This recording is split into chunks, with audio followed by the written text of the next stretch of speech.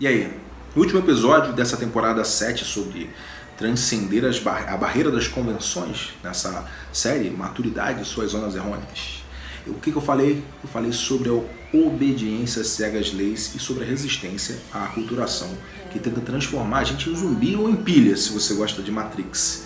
Que seja, nesse vídeo aqui eu vou falar sobre os comportamentos típicos de quem está preso a os deveria, ou às regras, né, que tornam isso não tem a ver com esse negócio de estar preso na Matrix.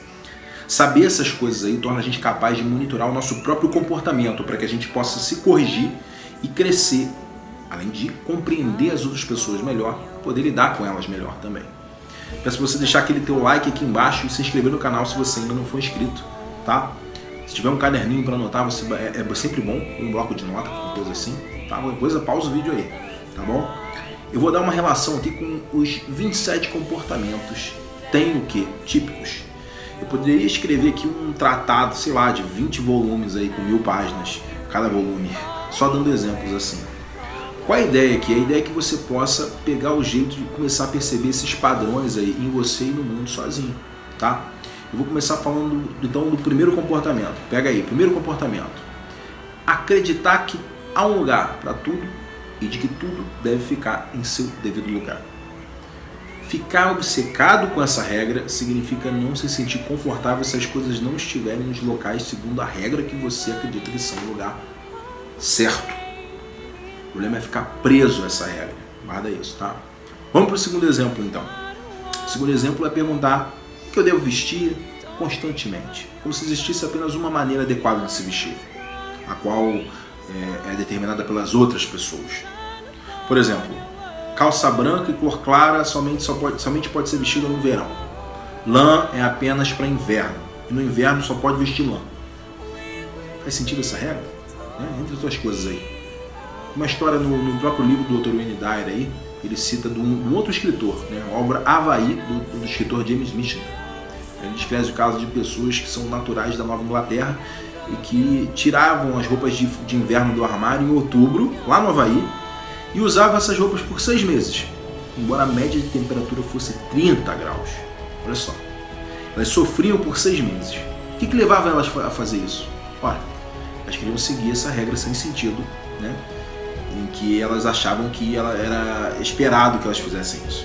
Isso é um exemplo de ser escravo dos ditames críticos, né? Dos ditames da crítica dos estilistas, né? E apenas usar o que está na última moda, só porque ele está enquadrado. Ou usar lã no Rio de Janeiro no inverno, no verão, por causa desse tipo de coisa. Terceiro exemplo é seguir a risca de uma ideia de só tomar uma determinada bebida com uma determinada comida. Por exemplo, vinho branco só para acompanhar peixe e caça. Tinto só para carne de boi. Pô, pensar assim é se deixar aprisionar por regras estabelecidas por outras pessoas sobre o que se deve comer e o que se deve beber. Vou falar a quarta agora, quarto exemplo, aliás, né? Ele é muito importante. Isso aqui é interessantíssimo. Um sinal gritante de quem está preso na Matrix, né? Dessas regras autoimpostas, deve ser, tem o que, preciso, é transferir aos outros a culpa pelas próprias ações. Por exemplo, eu me atrasei por causa da fulana. Ou a culpa não é minha por gritar com você. Você não faz nada direito. Você que não faz nada direito. Eu transfiro a responsabilidade para o outro. Isso aí é clássico, tá? Vamos pro próximo. Quinto exemplo, sabe quando a pessoa se sente obrigada a comparecer a um casamento ou a mandar um presente, mesmo quando ela não vai nem um pouco com a cara de quem está casando? A gente não quer comprar o presente, mas faz porque sente que é assim que deve ser. A mesma coisa vale para quando a gente decide ir para um enterro que a gente preferia não ir, mas que a gente sente que o mundo espera que a gente vá. Senão a gente vai assim, nossa, o cara não se importa com nada. Outro aqui, comparecer a quaisquer ocasiões formais, se sentindo obrigado a estar ali, detestando estar ali, só porque acha que deve demonstrar que sente as emoções apropriadas e que respeita, ao invés de simplesmente não ir. Vou para o sexto exemplo. Sexto exemplo bom aqui, né, seria comparecer a serviços religiosos de que não gosta ou que nem acredita, porque essa daí é a atitude que o grupo que está inserido ali espera e pressiona, né, a gente para fazer, né, o que o grupo acha que é certo. Sétimo exemplo aqui. Ele é bem comum, bem sutil e é controverso. Sabe quando a gente dá títulos às pessoas que trabalham pra gente, elevando elas a posições acima da gente? Vou explicar. O que leva a gente a chamar o médico de doutor fulano? Ou o dentista de doutor fulano? Ou até o advogado? Até que ponto é apenas um título profissional mesmo? Por acaso você chama o João da marcenaria de marceneiro João? Ou o André, eletricista, de eletricista André? Se a gente chama esses doutores assim, por respeito à posição, o que nos faz pensar que a posição deles é acima da nossa? Se a gente está pagando essas pessoas para nos servirem, o que justifica que elas recebam um título enquanto a gente é chamado pelo nome? Vou lá para o oitavo exemplo agora. O oitavo exemplo de comportamento típico de estar preso, né, a regras deve ser, provavelmente vai chocar muita gente. Mas ele existe, acredita em mim. Você acredita que tem gente que se deita a determinada hora só porque é hora de dormir, mesmo sem estar cansado? Costumou lá desde criança e continua seguindo assim. Número 9. Regras para sexo. E regras para sexo? O nono exemplo é transar sempre de determinadas maneiras, porque elas são as únicas aceitáveis. Ou só fazer sexo quando as condições estiverem favoráveis. Sei lá, quando, por exemplo, quando as crianças já foram dormir, quando, deixa eu ver, quando a gente não está cansado, ou quando o quarto está escuro, ou quando está claro. Ou não, tem que ser na cama de casa. Não, tem que ser na rua. Por aí vai. Vamos para a 10ª agora. Essa aqui é muito boa. Já ouviu aqueles papos de isso é trabalho de mulher? Aquilo é trabalho de homem? Então, tem gente no mundo de hoje que acredita que cozinhar, lavar e passar é trabalho de mulher e que carregar peso, fazer filho e levar tiro é trabalho de homem. Isso hoje em dia não faz mais sentido, né? 11º exemplo aqui. Indo adiante com essa ideia aí que eu acabei de dar, tá? Do homem e da mulher.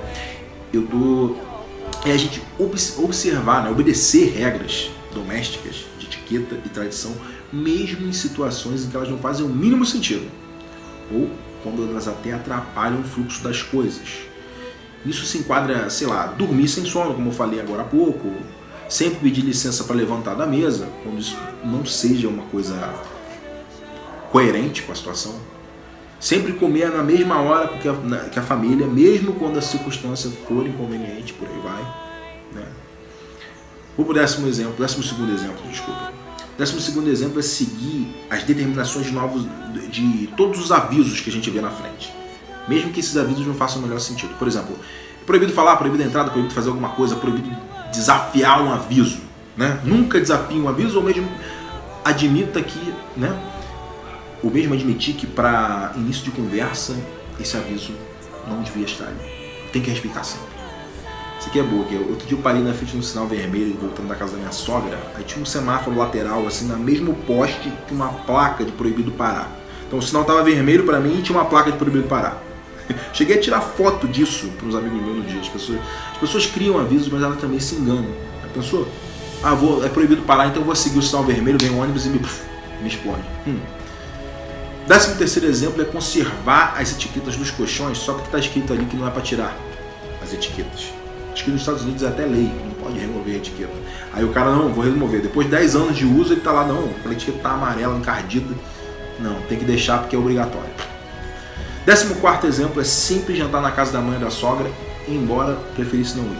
Tem muita gente que faz isso mesmo quando a pessoa lá, nem a mãe nem quer ir, e nem a mãe ou a sogra quer que ele vá naquele dia. Né, o casal, sei lá. Todo mundo eventualmente faz uma coisa que não quer só por causa de uma tradição. Essa é clássica. 15º exemplo aqui. Essa aqui é para explodir a cabeça da galera. Esse comportamento típico de estar preso a deve ser parece uma coisa simples, como ler um livro pela primeira página e ler cada palavra até o fim, mesmo que metade dessas palavras não interesse. Se sentir obrigado a ler dessa maneira. Ou ainda, terminar um livro que acha uma porcaria, mas se posso terminar, porque não, já li até a metade, então vou ler até o final. O livro é horrível, mas não, vou ler até o final. 16º exemplo. 16º exemplo é relativo a flerte e sedução. Isso aqui a galera gosta. O exemplo é quando a pessoa, seja homem ou mulher, acredita na regra de que mulheres nunca fazem convites a homens, nunca chegam nos homens, nunca convidam eles. porque isso aí é papel de homem. Acreditar nessa regra furada. Outra regra que não podem tomar iniciativa. A mulher não pode tomar iniciativa de ligar no dia seguinte, de abrir a porta do carro pro cara, de pagar a conta, até de levar uma flor, sei lá. Outra dessas tradições aí que né, essa mulher não pode fazer porque essas coisas são... Hoje em dia não faz sentido, isso é ridículo hoje em dia. 17º exemplo aqui é mandar aqueles cartões de boas festas sem nunca ter gostado de fazer isso, apenas porque acredita que deve fazer isso. Acha um porre, não, tem que mandar. Não tem nada. 18º exemplo. Esse aqui é bem polêmico. Ele mexe com um comportamento que está fortemente aculturado. Se liga nessa. Quanto você que é pai aí, ou mãe, que está assistindo esse vídeo, cobra do seu filho que ele tire boas notas. O quanto você acha que isso é o que deve ser feito? Quando você tinha a idade desse teu filho, você foi cobrado assim pelos seus pais? Quanto você foi, né? Você foi mesmo, certo? E quanto a você aí que não tem filho, eu faço a mesma pergunta. O quanto você foi cobrado para que tirasse boas notas? Agora para qualquer um dos dois, tanto quem tem filho quanto quem não teve. É mais correto eu dizer que você, aprendia para ter bons números nos seus registros de avaliação, para as notas ficarem boas no boletim, né? Ou que você aprendia para satisfação pessoal, que você estava interessado em saber aqui. Pois é. Esforçar-se pela nota, não para aprender um exemplo clássico de estar preso a regras limitantes sobre o que deveria, deve ser. Tenho certeza que tem uma porção de gente aí, principalmente pais e mães, deve estar se revoltando com esse exemplo meu. Manda comentário aqui embaixo, no teu protesto, pode mandar, pode soltar o verbo, eu estou aqui para isso, tá bom? 19º exemplo aqui, é sobre relacionamentos amorosos. Sabe aquela pessoa que fica se perguntando, será que esse fulano ou essa ciclano é a pessoa certa para mim? Por acaso você se sente em algum nível enquadrado nesse caso? Enquanto uma pessoa assim, ou sendo o caso você mesmo, pode não estar tentando enquadrar as pessoas do mundo em um molde que você mesmo criou. As pessoas são o que são, seguindo aquilo que interessa e faz sentido para elas. Mesmo que isso coincida com o que você acha que é conveniente para você, um homem nunca toma banho 2 vezes no mesmo rio. Para ninguém brigar, uma mulher também nunca toma banho 2 vezes no mesmo rio. Aquela pessoa que é perfeitamente conveniente para você, no instante seguinte pode deixar de ser por interesse próprio dela. Fora isso, quanto você acredita que uma pessoa que se enquadrasse mesmo seria minimamente interessante para você? É uma ilusão achar isso. Se você acha que o quanto mais alguém se enquadra na regra que você estabelece, mais essa pessoa fica interessante, você vai descobrir já rapidamente, né, que assim que você fizer o seu teste empírico, quer dizer, testar ali na prática, conseguir achar uma pessoa bem próxima, você vai descobrir que funciona justamente o contrário. Você vai achar essa pessoa a pessoa mais monótona do mundo, mais picolé de chuchu, água de salsicha. 20º exemplo aqui é para relacionamentos também. Essa aqui é quando a pessoa vai a toda parte que ela caminha, que ela vai junto, ela tem que ir com o parceiro. Porque ela acredita que é a atitude esperada dela. A regra é que a gente sempre saia junto, né? Mesmo que ambos preferissem estar em outros lugares. Isso aí acaba com o relacionamento. Acaba. Tem que ter a liberdade. Eu quero fazer isso, você quer fazer aquilo. A gente faz coisas juntos e separados. Vamos para o 21º exemplo aqui logo, né? Não típico disso aí. Vamos lá. É assim, é consultar um guia para tudo. Porque cada coisa deve ser feita de determinada maneira. Isso aí que é furado. O problema aqui é a incapacidade de distinguir entre os manuais que transmitem uma informação útil e aqueles que apenas dizem como as coisas devem ser. O manual deve explicar como fazer alguma coisa, não o que você tem que fazer. Você escolhe o que você tem que fazer. O manual diz como, para ajudar, né?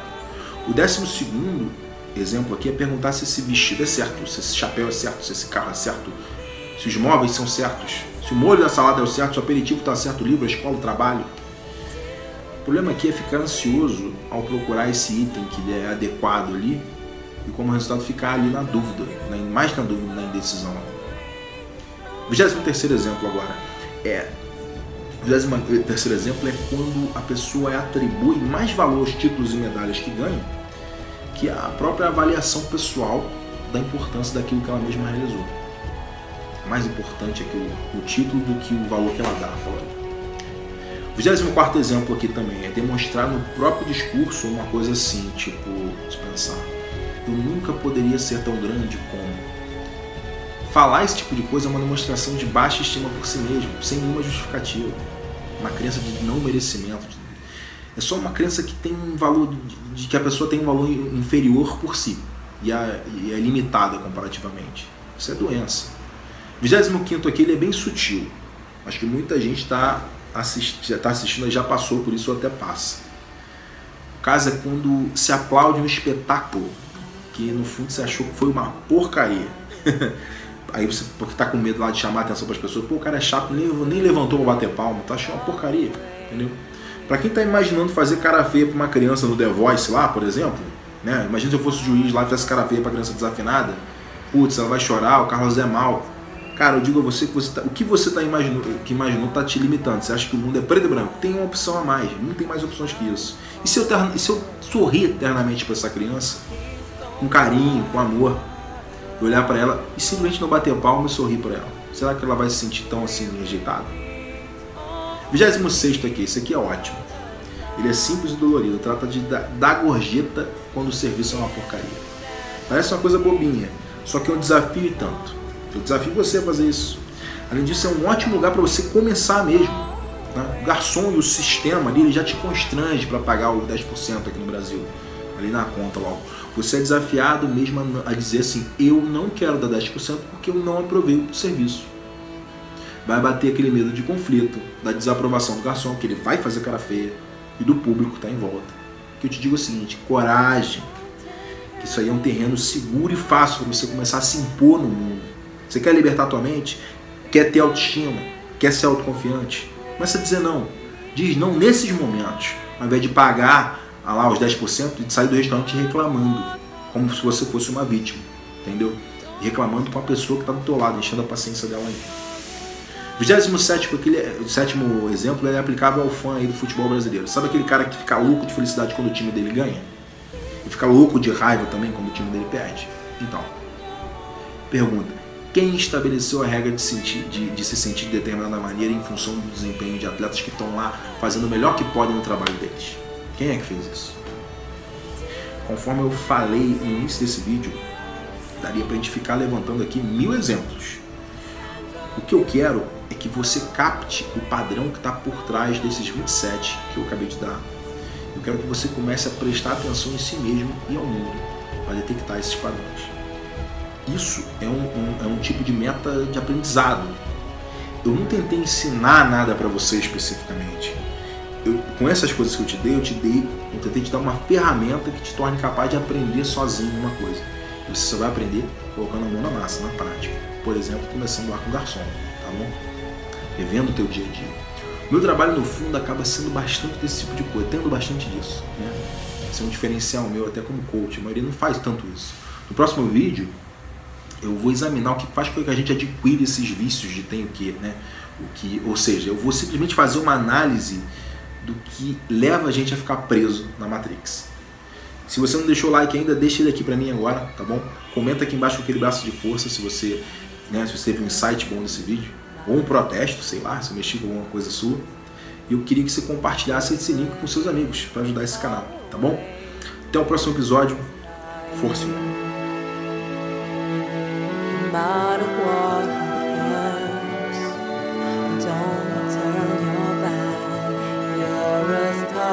Touch the sky and shine upon